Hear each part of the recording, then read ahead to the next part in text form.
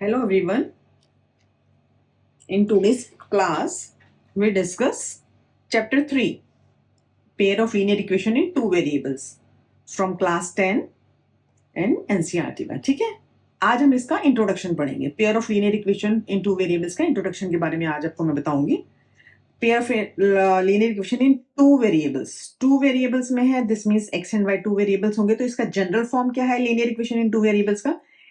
a1x plus b1y plus c1 is equal to 0, a2x plus b2y plus c2 is equal to 0. हम pair की बात कर रहे हैं. ठीक है, पेयर ऑफ लीनियर इक्वेशन. ठीक है, नाउ अब हम इनको लीनियर इक्वेशन को सॉल्व करना होगा, इनका सॉल्यूशन निकालना है, सब कुछ करना है. तो उसके लिए फर्स्ट हमको ये पता होना चाहिए कि जो लीनियर इक्वेशंस हैं वो इनकंसिस्टेंट हैं और कंसिस्टेंट है. First we find this, then उसके बाद हम सॉल्यूशंस फाइंड करेंगे. तो इनकंसिस्टेंट क्या है? A pair of linear equation which has no solution. मतलब कि जब आप इनको सॉल्व करते हो तो कोई सॉल्यूशन नहीं है, तो वो क्या होगी? इनकंसिस्टेंट. दिस मींस जो तो लाइन होंगी वो दोनों पैरेलल लाइंस होंगी. जब अगर आप इनका ग्राफ बनाते हो तो वो लाइन पैरेलल आएंगी, नो सॉल्यूशन आएगा, तो वो इनकंसिस्टेंट होगी. ठीक है, कंसिस्टेंट में क्या है? A pair of linear equation which has solution, जिसके सॉल्यूशन है दैट इज कंसिस्टेंट. अब कंसिस्टेंट में भी देखो टू टाइप्स के होंगे. एक तो आपके पास हो जाएगा कि उसका यूनिक सॉल्यूशन है, जो लाइंस हैं वो यूनिक सॉल्यूशन है, मतलब एक ही सॉल्यूशन है, तो अगर आप ग्राफ बनाओगे तो वो इंटरसेक्ट करेंगी वन पॉइंट पे. ठीक है, दूसरा आपके पास होगा infinite many solution. This means क्या? The lines are coincident. Coincident means line equivalent है, या कोइंसिडेंस है मतलब एक लाइन के ऊपर दूसरी लाइन है, तो ये डिपेंडेंट इक्वेशंस भी बोलते हैं. और इसमें क्या होता है? आपके पास इनफाइनाइट मैनी सॉल्यूशंस होते हैं. Infinite many solutions. कंसिस्टेंट में दो आएगा, एक आपके पास यूनिक सॉल्यूशन आ जाएगा, इसमें ओनली वन सॉल्यूशन होगा, वो लाइन से इंटरसेक्ट करेंगी. अगर आप ग्राफ बनाओगे तो वन पॉइंट पे. कोइंसिडेंट लाइन और इक्विवेलेंट लाइंस क्या होंगी? मतलब एक दूसरे के ऊपर आ रही है लाइन, इनको डिपेंडेंट इक्वेशंस भी बोलते हैं. और इसके अंदर आपके पास इनफाइनाइट मैनी सॉल्यूशंस होंगे. ओके, नाउ अब है सॉल्यूशन फाइंड करना है हमको. Linear equation in two variables, जो आपने ये लीनियर इक्वेशंस पढ़ी हैं, इनके सॉल्यूशन फाइंड करने के लिए आपके पास दो मेथड होते हैं. सॉल्यूशन फाइंड करने के लिए टू मेथड था. Pair of linear equation in two variables solve by two method. Two method कौन कौन से हैं? First is graphically method and second is algebraic method. ठीक है, ये दो मेथड से हम जो सॉल्यूशंस हैं, ये जो दो लीनियर इक्वेशंस हैं, इनको हम सॉल्व करते हैं.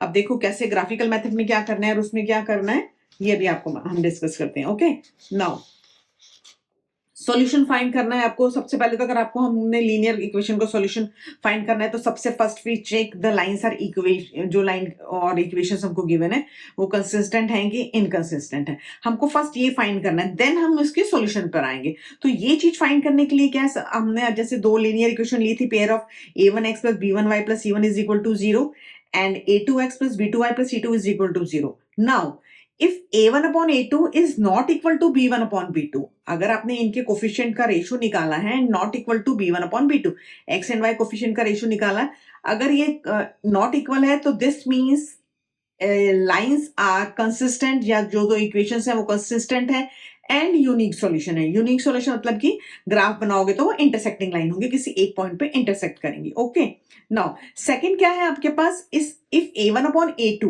is equal to b1 upon b2, ये दोनों तो इक्वल है but not equal to c1 upon c2, this means inconsistent. का कोई सॉल्यूशन नहीं होगा, नो सॉल्यूशन. एंड अगर आप ग्राफिकली करोगे तो ये पैरेलल लाइंस आएंगी. ओके, नाउ थर्ड क्या है आपके पास? a1 upon a2 भी है, b1 upon b2 and c1 upon c2, 3 are equal. तो आपके पास क्या है? लाइन कंसिस्टेंट होंगी बट क्या होगा? कोइंसिडेंट लाइन होंगी, जिसको हम डिपेंडेंट इक्वेशंस भी बोलते हैं. एंड इनफाइनाइट मैनी सॉल्यूशंस आएंगे इसमें. ठीक है, इसके अंदर इनफाइनाइट मैनी सॉल्यूशंस आएंगे. नाउ अब हम सॉल्यूशंस फाइंड करते हैं. तो सॉल्यूशन फाइंड करने के लिए क्या है हमारे पास? दो मेथड है, graphical method and algebraic method. तो ग्राफिकल मेथड में क्या है, हमको पहले जो दो इक्वेशन दी हुई हैं उनके पॉइंट्स निकाल के हमको लाइंस को ग्राफ पे वो करना है, रिप्रेजेंट करना है, एंड उसके अकॉर्डिंग फिर हम उसको सॉल्व करेंगे. अगर वो इंटरसेक्ट करें किसी पॉइंट पे, जिस पॉइंट पे इंटरसेक्ट करें वो उनका सॉल्यूशन हो जाएगा. पैरेलल लाइन है तो नो सॉल्यूशन आ गया, और कॉन्स्टेंट लाइन आ गई तो वो इनफाइनाइट मैनी सॉल्यूशन हो जाएगा. ठीक है, तो जो हमने ये तीन रूल्स पढ़े हैं इसके अकॉर्डिंग हमने ग्राफ बना लिया तो हमको उनका सॉल्यूशन पता चल जाएगा. ठीक है, नाउ सेकंड मेथड क्या था आपका? Algebraic method. एल्जेब्रिक मेथड में भी क्या है? अब एल्जेब्रिक मेथड में अलग से दो पार्ट्स हैं. ठीक है, दो मेथड है, उसमें एक है substitution method and second is elimination method. जो आपके पास दो इक्वेशंस हैं, a1x plus b1 by y plus c1, is equal to 0 and second is a2x plus b2y plus c2 is equal to 0. ये दो इक्वेशन थे. एल्जेब्रिक मेथड के अंदर दो आपके पास मेथड है. इसके अंदर सब्स्टिट्यूशन एंड एलिमिनेशन, ये दो मेथड है. अब देखो सब्स्टिट्यूशन मेथड में क्या है, सपोज कर लो, हम एग्जांपल से समझा सकते हैं आपको. जैसे सपोज करो दो इक्वेशन है, x minus y is equal to 10 is one equation and x plus y is equal to 16 two equation. ठीक है. सब्स्टिट्यूशन मेथड, सब्स्टिट्यूट का क्या मतलब होता है, सब्स्टिट्यूट करना, वैल्यू पुट करना. तो अब इसमें हम क्या करेंगे, किसी भी एक इक्वेशन से x या y की वैल्यू निकाल के सेकेंड इक्वेशन में पुट कर देंगे. जैसे सपोज करो फर्स्ट इक्वेशन है x minus y is equal to 10, तो हमने यहां से करा x is equal to 10 plus y, minus का y इधर आ गया. अब ये वाली जो वैल्यू है इसको हम सेकंड वाली इक्वेशन में पुट कर देंगे. x plus y is equal to 16, तो x की जगह 10 प्लस वाई है, x की जगह हमने 10 प्लस वाई लिख दिया, ये y एज इट इज 16 लिखा. y प्लस वाई 2y और ये 10 इधर जाके माइनस हो गया, तो 2y इज इक्वल टू 6, तो y is equal to 3. y is equal to 3 क्या आ गया, आपका आंसर आ गया y का वैल्यू. अब y की वैल्यू आप इसमें पुट कर दो, जो आपने x is equal to 10 plus y करा था, तो x इज इक्वल टू 30, तो x is equal to 13 and y is equal to 3. This is your answer, जो इक्वेशन को हमने सब्स्टिट्यूशन मेथड से सॉल्व करा है. एलिमिनेशन मेथड, हम सेम इक्वेशन में एलिमिनेशन मेथड लेके ले लेते हैं. जैसे सपोज करो हमारी दो इक्वेशंस क्या थी, x minus y is equal to 10 and x plus y is equal to 16. Elimination method, eliminate का क्या मतलब होता है, किसी को रिमूव करना, एलिमिनेट करना. अब इन इक्वेशंस में क्या करना है, हमको x या y दोनों में से एक को सेम उसका कोफिशिएंट बनाना पड़ेगा. अब इसमें देखो इस फॉर्मूले में तो आपके पास दोनों y है, ठीक है, दोनों का 1 1 कोफिशिएंट है. अब दोनों इक्वेशन को आप सब्ट्रैक्ट या ऐड कुछ भी कर सकते हो. अब अगर हम दोनों इक्वेशंस को ऐड करते हैं तो minus y plus y cancel हो जाएगा. ठीक है, कैंसिल हुआ तो ये तो 0 हो गया, x प्लस एक्स 2x आया, 10 plus 16 26, so x is equal to 26 by 2, that is 13. Okay, eliminate का मतलब आप इस दोनों x एंड y में से किसी एक को एलिमिनेट करना है हमने. ओके, नाउ अब अगर ये x is equal to 13 है, इन दोनों किसी भी एक इक्वेशन में वैल्यू पुट कर दे. x minus y is equal to 10, 13 minus y is equal to 10.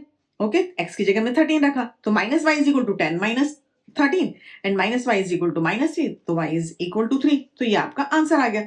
ठीक है, नाउ अब तो x is equal to 13 and y is equal to 3. This is your answer. Okay. तो अब हमारे पास क्या है, दोनों मेथड हो गए आपके पास. एलिमिनेशन मेथड भी कर लिया हमने, सब्स्टिट्यूशन मेथड भी कर लिया.